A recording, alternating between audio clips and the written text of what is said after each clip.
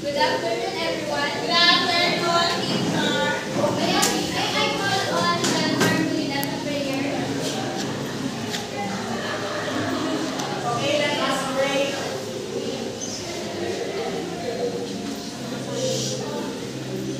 Let us pray. Our Father, who art in heaven, hallowed be thy name. Thy kingdom come, thy will be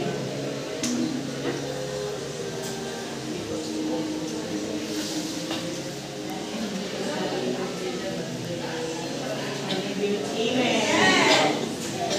Bago kayo umupo, gusto ko punutin niyo ang mga basura na nakakalat sa ilalim ng iyong mga upuan. Ngayon, nais kong batiin niyo ang mga katabi ng isang magandang hapon. Magandang hapon, mga bata. Matapos niyo batiin ang inyong mga katabi, may nawawala ba para sa araw na ito? Wala. Ganon, bigyan natin ng 3 bagsak ang ating mga sarili.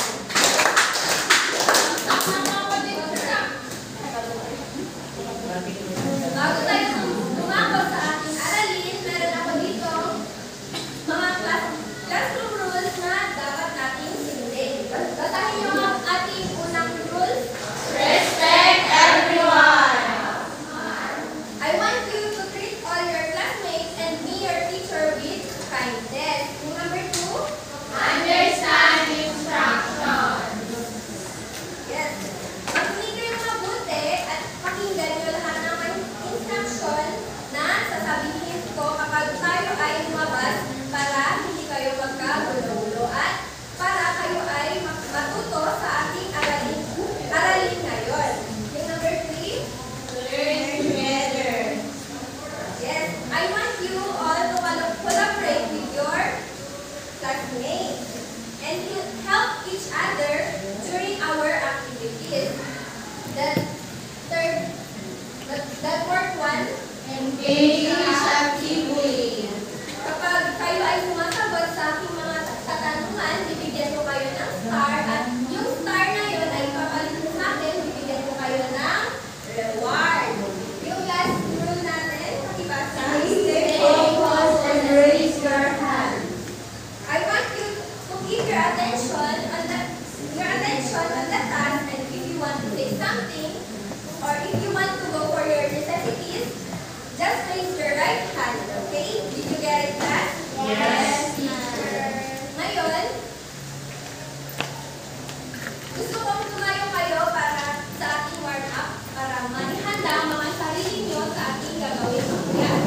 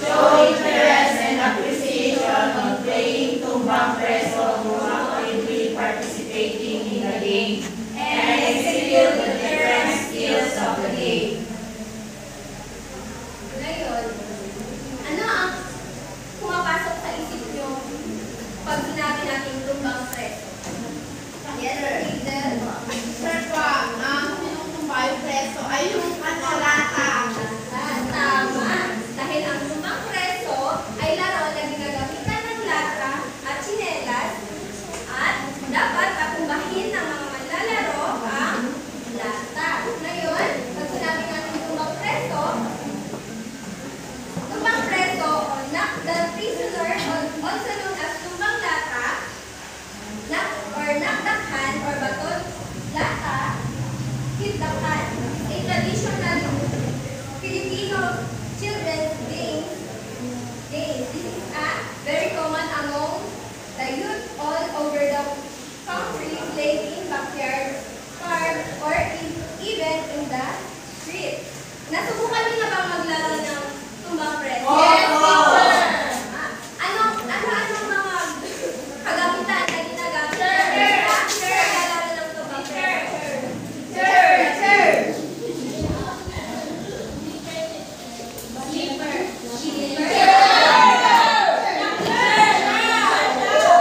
Yes, Loretta? Lata. Ano pa? Ako! Yes, Jen?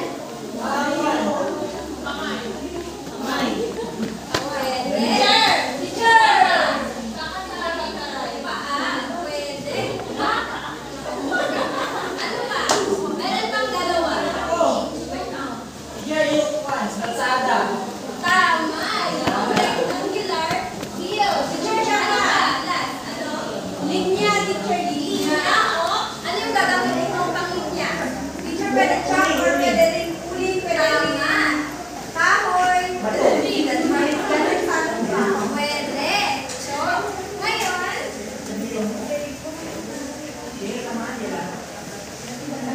the items that are needed in playing tumbang preso is, ano yun?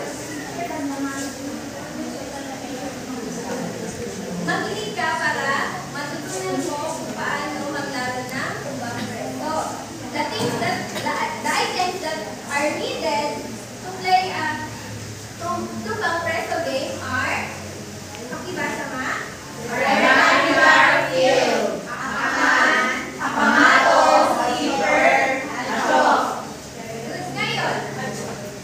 alam niyo ba ang mga mechanics ng kung paano laruin ang tumbang preso?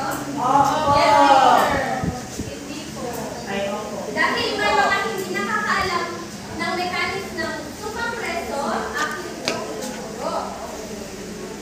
Ngayon, basahin niyo nga yung first mechanics ng ating tumbang preso.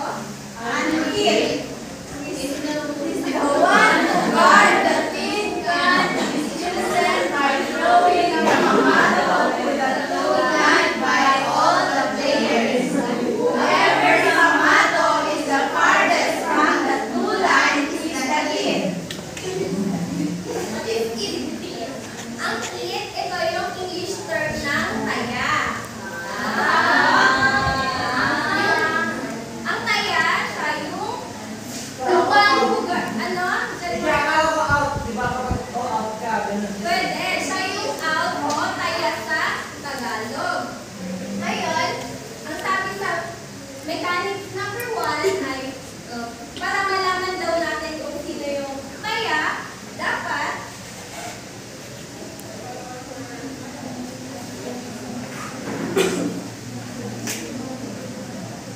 lahat ng mga manlalaro ay nandito lang sa pipilang na kayo dito sa likod ng lata. Ito yung mga manlalaro. Tapos, dito naman, ito yung line o baseline. Ang first na gagawin ay dapat yung mga manlalaro, ibabato nila yung mga pamato or slipper dito sa toe line. At kung sinong pamato ang pinaka-malayo ang kapuntahan, siya yung magiging taya. Nakuha po? Yes po. Ngayon, may katanungan po? Wala ako. Wala. Ngayon, yung number 2. The leaders to get ready at the back of the toe line and a signal from racing stars. Ngayon, pag nakapili na kapag meron na tayong taya, pupunta na yung mga players dito. Pipila na sila ng horizontal. Tapos, isa-isa na kasama sa lata or babato sa lata. Yun yung mechanics number 2. Yung mechanics number 3, makibasa. The tomato must be retrieved immediately once the gun is knocked down. The lead will start putting it up inside the circle. The one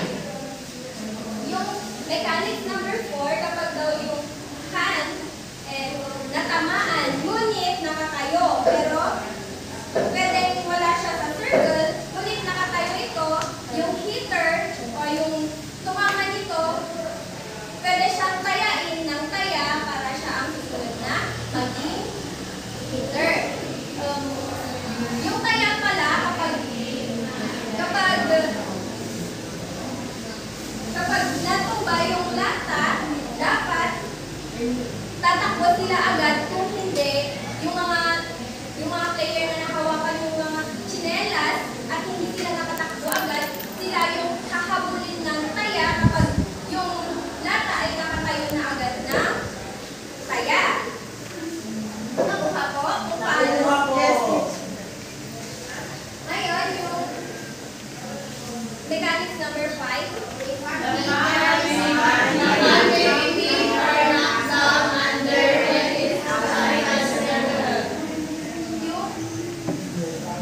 Yung number 5, sabi niya ron, kapag yung lata, di ba, dapat yung taya.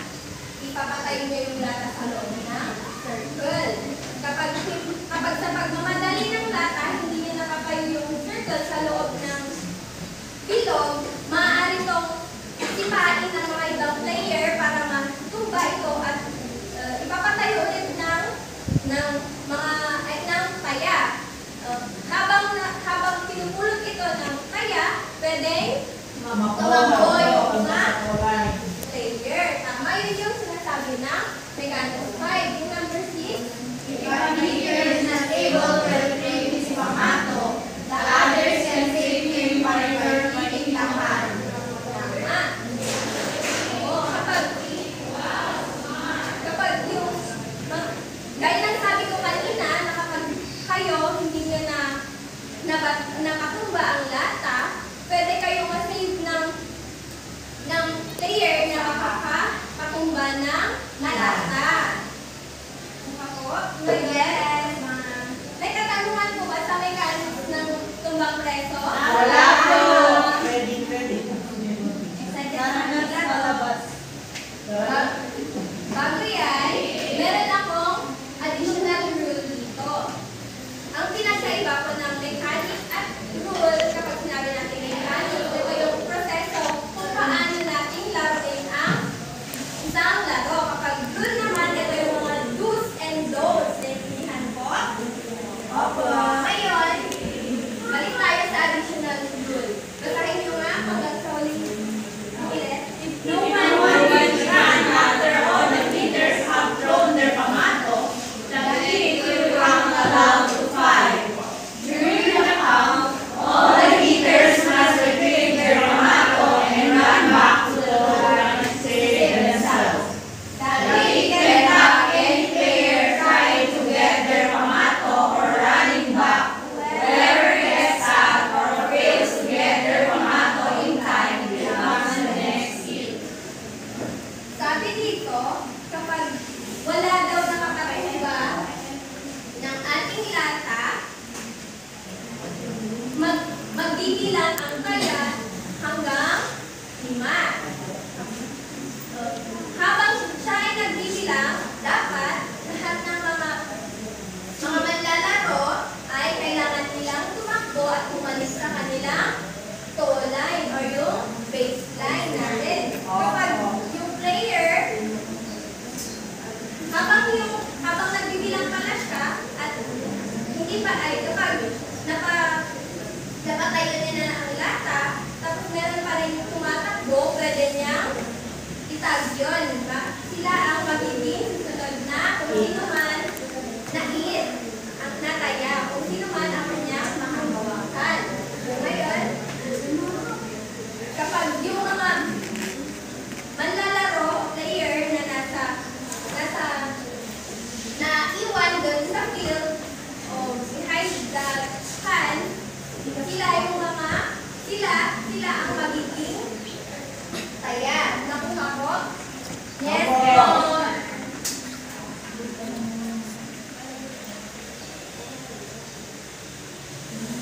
Ngayon, alam niyo ba kung anong mga skills ang kailangan sa paglalaro ng Yes, Running, Lydia. teacher. Running, very good. Paano? Teacher, paano man? Ay, Teacher, si Lydia, paano man? mabilis na pagtakbo, teacher. Isa po yung nakita po, yun ay skill. Paano mo gagamitin yung pagtakbo sa paglalaro ng tumbang preso? Teacher, kapag Kapag tinamaan mo. teacher, kapag hindi ako mahuli, teacher. Very good. Ano pa? Ako. Yes, Janmar? kailangan din ng particular accuracy. Para maano yung nalaw. Tama, dapat ay may matayag kang paningin para matamaan mo yung lata. Tama, ano pa? Yes, Rosie? Force. Paano? Sa anong, what force ang kailangan natin gamitin sa paglalaro? Anong klaseng force? Throwing. Drawing. Very good. Drawing. Sa anong paraan?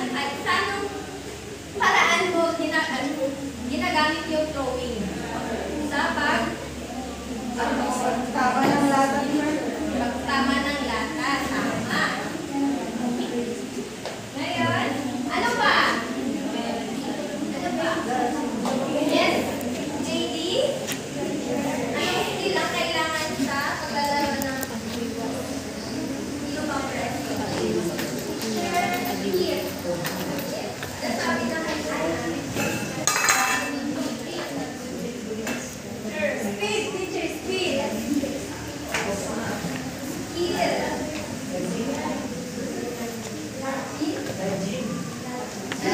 Dodging. Very good.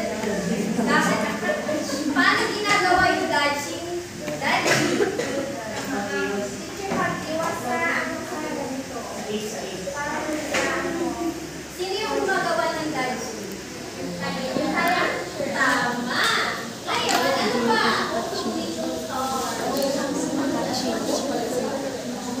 Ano ba? Punching. Ha? Punching. Paano po? Catching. Pag sinabi natin kasi catching, yun yung isang estratehiya ng kaya para habulin. Para payahin ang ibang manlalaro. Diba? Ganito. Kapag yung kaya, natalon niya ang pamato ng manlalaro, magiging kaya yung may-ari ng pamato. Nakuha ko. Kaya may catching na siyang tumbang preso. Ano pa? Meron pa, dalawa. Meron pa. Yan ako namin alam. Interhand and coordination.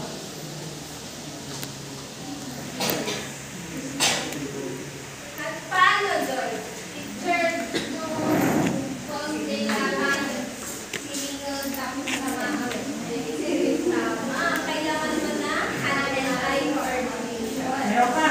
Meron ba dyan? Ano ba dyan? Drawing teacher. Nasasayang.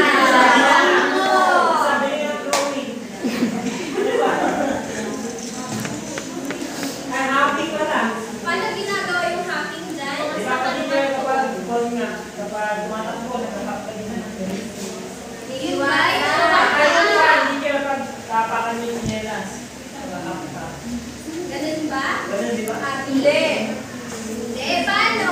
Sino yung maraming hindi? Teacher, ano bang hacking? Di ba tumatalon? Tumatalon ako. Yung hacking, di ba yung ano yun, yung short version of jump. Di ba? Pag ganun lang. Tapos pag jump na iwas kapag tinamaan ka. Teacher, parang rabbit. Ay, nakaya. O yung hacking kapag tumama yung mga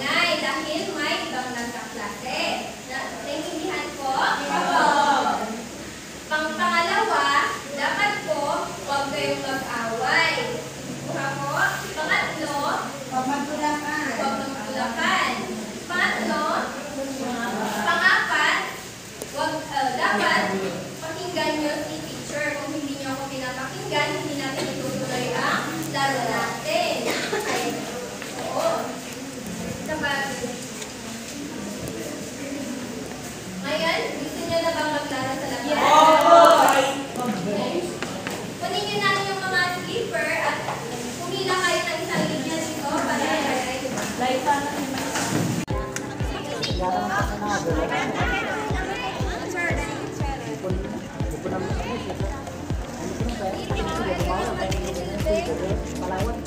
Teacher, doon kasi baseline natin.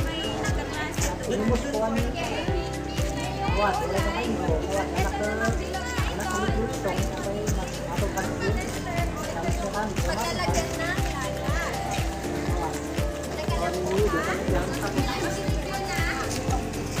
Makinig ko muna.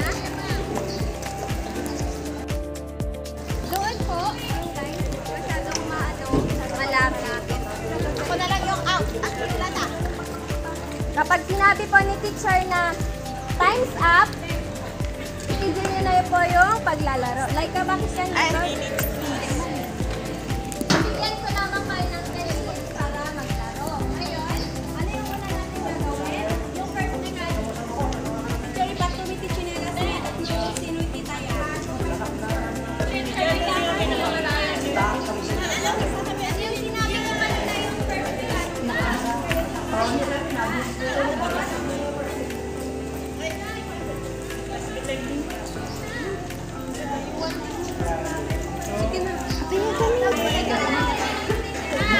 Umpisa ba?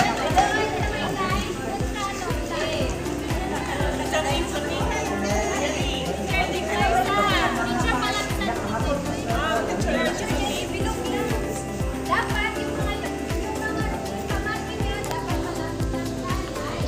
Yung mga malayo, sakaya-saya. Yung sabi. Ready na ba kayo? Yeah. Ready na ba kayo? Yes.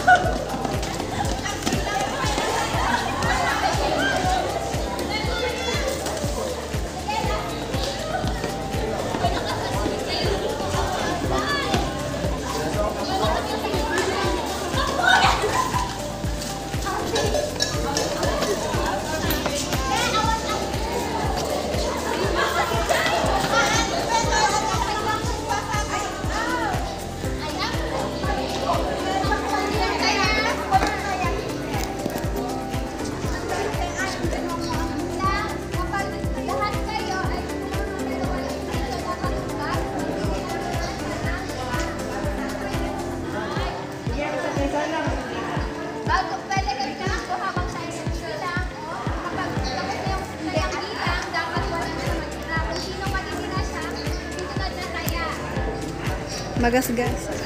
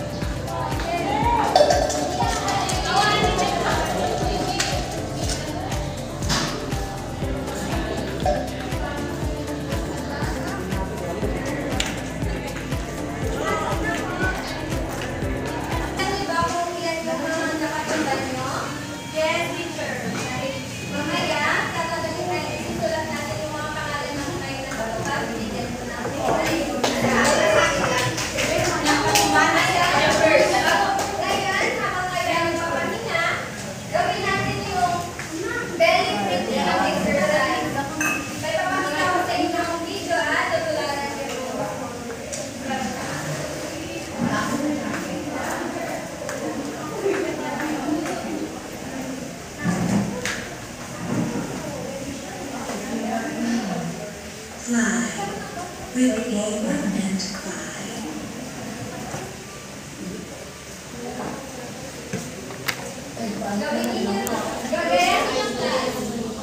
Let's start breathing with a lot of attention. Let's breathe in and fill our belly like a big balloon. And now let's slowly let the air out. 1, 2, 3. Breathe in. 1, 2, 3. Breathe out. 1, 2, 3. Breathe in. 1, 2, 3. Breathe out. 1, 2, 3. Breathe in. 1, 2, 3. Breathe out.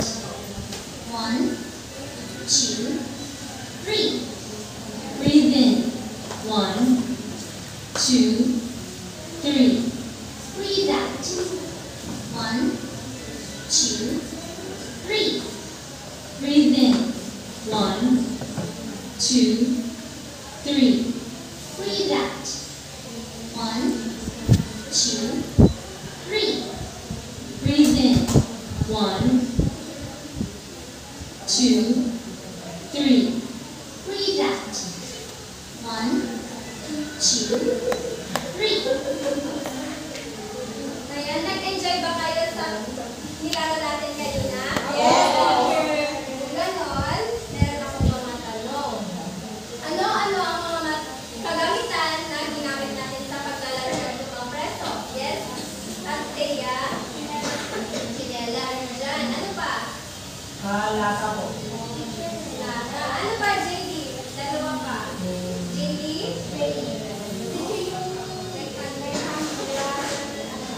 Very good. Loretta, last. Picture yung pinakinggan natin na nakumat. Ngayon, ano naman ang mga skill na kailangan sa paglalaro ng tumbang preso? Ano ito? Properly? Running. Tama. Ano pa? Drawing. Drawing. Ano pa? Happy. Happy. Very good. Jumping. Ngayon, ano naman ang mga mechanics sa paglalaro ng tumbang preso? Diyan? Teacher? Pati.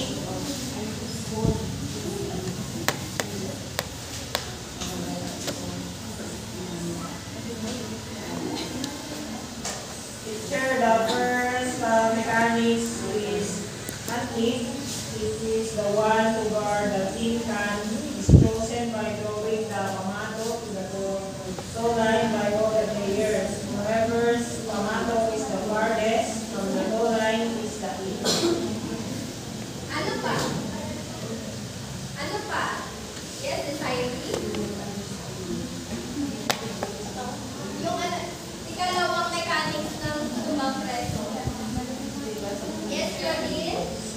The teachers will get ready at the back of the toe and at the signal for the game start. Very good. Bago maglaro, dapat yung mga players dapat nasa toe line para mag-ready at o maghanda para sa pagtama ng lata. Yung ikatlo, sure. Yes? Ainsley? The pamato must be retrieved immediately once the cat is knocked down. Tama, dapat kailangan na yung mga pamato ay maibalik. Makuha nyo at makabalik kayo sa toe line. Kaapat, When the cat is hit and falls outside the circle that brings his technique, then it has the right to tag the pitcher once the hitter leaves the blue line. tama, kapag yung hand daw ay nakatayo, pwedeng tayain ng taya ang may-ari ng pamato. Kaanim, yes, Rosie. The cat may be hit or knocked down and the weight is outside the circle. Very good. The last one. Yes, Joby.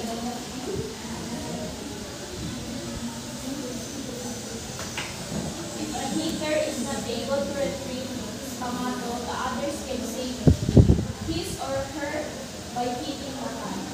Very good. Ngayon, at excited na ba kayong umuwi?